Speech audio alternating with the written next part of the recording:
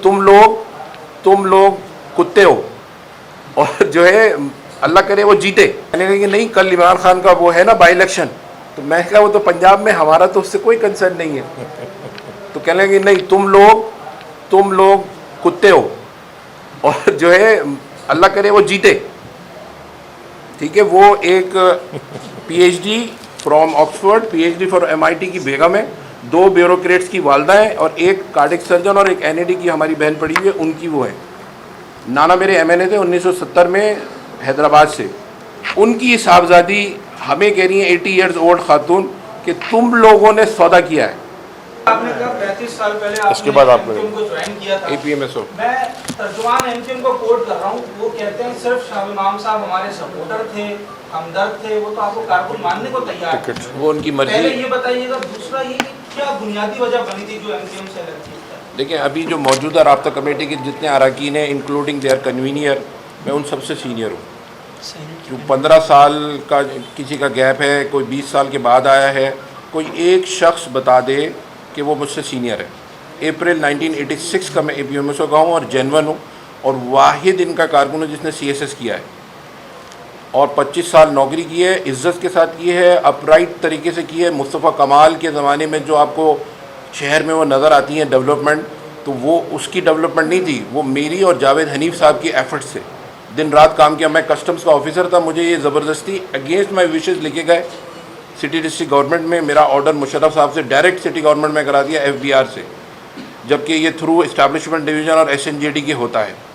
अभी जो लोग हैं, मैं तो ये कहता हूँ इनको शर्म आनी चाहिए। आप सोसाइटी में रोल मॉडल्स क्रिएट करते हैं बच्चों के लिए, आप एक कैरेक्टर बिल्डअप करते हैं। क्या आप इस तरह के रोल मॉडल क्रिएट कर रहे हैं कि कब्जे करो, डाके डालो, चोरी करो, फायरिंग करो पुलिस पे और फिर जो है ना वो जो कोर्ट से भाग जाओ, कोर्ट से भाग जाओ और फिर आप ऐसी जगह पे एक ऐसे शख्स को बिठा रहे हैं जहाँ पे कायदे आज़म मोहम्मद अली जिन्ना ने इसका इनॉग्रेशन किया था। ये गवर्नर जनरल हाउस था, गवर्नर हाउस बनने से पहले 1958 तक जो गवर्नर मौजूदा गवर्नर हाउस है, it was house of governor general. तो ये हमारे लिए शर्म की बात है कि कायदे आज़म साहब को कंपेयर करें आज जो असाइनमेंट है या जो आप हलफ बर्दारी के लिए जा रहे हैं। तो आप इस तरह का मैसेज दे रहे हैं इस तरह के कॉन्वेंस को कि भाई ये करो और ये बन जाओ।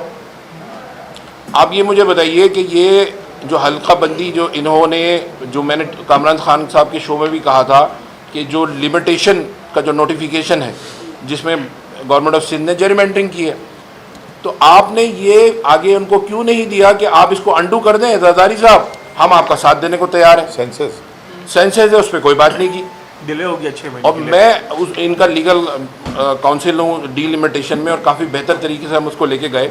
मगर ये चीज़ें जो सियासी चीज़ें होती हैं वो अदालतों से उसके फैसले नहीं आते, ये टेबल टॉक पे होता है। तो क्या ये क्यों बेवकूफ़ बनाते हैं अपने वर्कर्स को और अपने मैंडेट देने वालों को? हमारी जो फैमिली, मैं आपको बताऊं, मेरी वालदा इस वक्त अमेरिका में 17 या 18 जून को जब लाहौर में बाई इलेक्शंस हो रहे थे तो मैंने उनको फ़ोन किया तो वो तस्बीह पढ़ रही थी।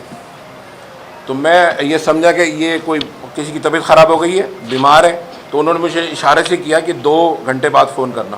मैंने फ़ोन किया उनको, मैं खैरियत है, कोई बीमार तो नहीं हो गया? तो कहने लगे कि नहीं, कल इमरान खान का वो है ना बाई इलेक्शन, तो मैं कहा वो तो पंजाब में, हमारा तो उससे कोई कंसर्न नहीं है। तो कहने लगे नहीं, तुम लोग कुत्ते हो और जो है अल्लाह करे वो जीते। ठीक है, वो एक PhD from Oxford, PhD for MIT की बेगम है, 2 ब्यूरोक्रेट्स की वालदा है और एक कार्डिक सर्जन और एक एनएडी की हमारी बहन पड़ी हुई है, उनकी वो है।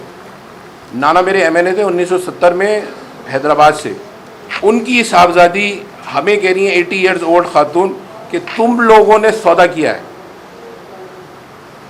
तो बहुत सारी ख़राबियाँ हैं और बहुत सारे मसाइल हैं और मैं ये समझता हूँ कि उस प्लेटफॉर्म से महाजिरों का कुछ नहीं हो सकता।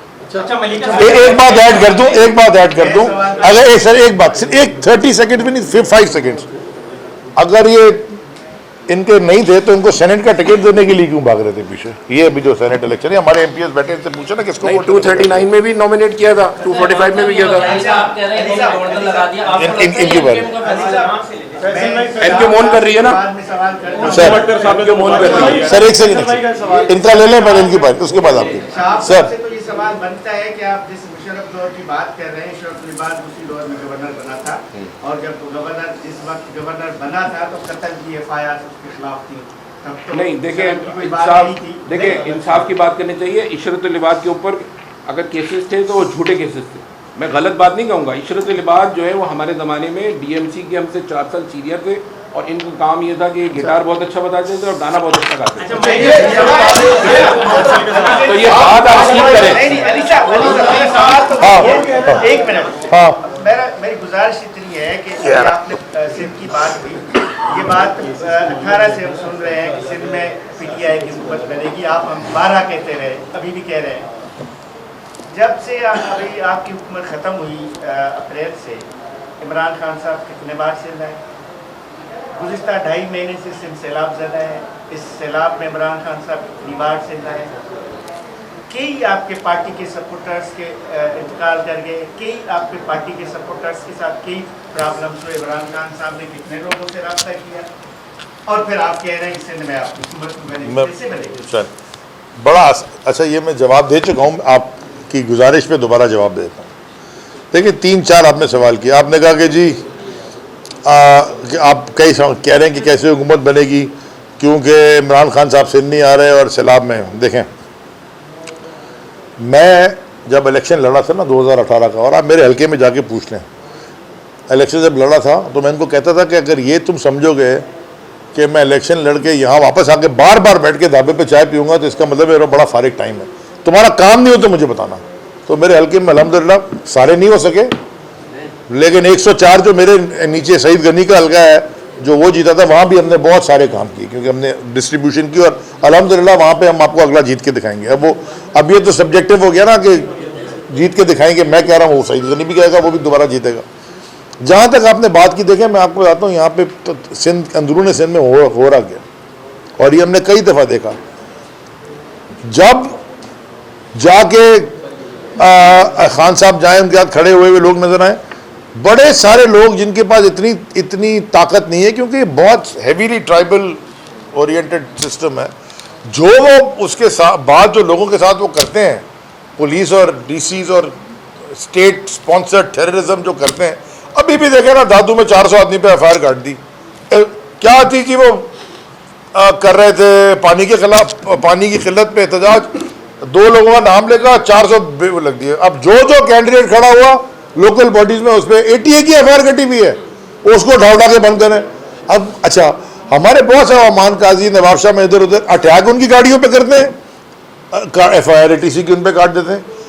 गालिब डोमकी हमारे जो कश्मीर के लाड़काना के जो डिवीजनल हेड भी हैं, वहाँ उनके इलेक्शन में उनके कजन को गोली पॉइंट ब्लैंक मार दी पुलिस वालों के सामने, इधर से गोली निकल के इधर से निकल गई, अल्लाह ने उनकी जान बचाई, एक कारकुन की मार दी, और FIR भी उन्हीं के खिलाफ काट दी और उनके ऊपर काट दी। देखें यहाँ पे ना एक डिफरेंट निज़ाम चल रहा है ये इस सूबा सिंध में। ये पिछले 15 साल से भर्तियाँ उन्होंने सियासी की, चोरों को भर्ती की, जो जितना बड़ा 2 नंबर डाकू उसको उतना बड़ा ओहदा दे दो। जो ये वो रिजवान था, SSB रिजवान, डॉक्टर रिजवान, वो यहाँ कराची आया, उसने PS 104 के ऊपर पूरी एक रिपोर्ट लिखी कि जी यहाँ पे मनशियात फरोशी हो रही है और कौन कौन इन्वॉल्व है। उसको उठाकर उन्होंने शिकारपुर ट्रांसफर कर दिया, वो शिकारपुर चला गया, उसने शिकारपुर पे लिख दिया कि डाकुओं की सरपरस्ती कौन सा मिनिस्टर और MNA कर रहा है, MPA कर रहा है, मिनिस्टर बैठा हुआ सिटिंग, उसको उठाकर उन्होंने और कहीं भेज दिया, तो पंजाब भेज दिया। अब उसकी इंक्वायरी कराने जब हुकूमत इनकी आ गई। मेरा कहने का मकसद है कि इन हालात में हम जो नीचे ग्राउंड स्वेल बना रहे हैं ना, जब हम कहेंगे ना, जब इमरान खान यहाँ पे आएंगे। जहाँ तक सैलाब की बात की, उसका जवाब मैं आपको पहले दे चुका हूँ।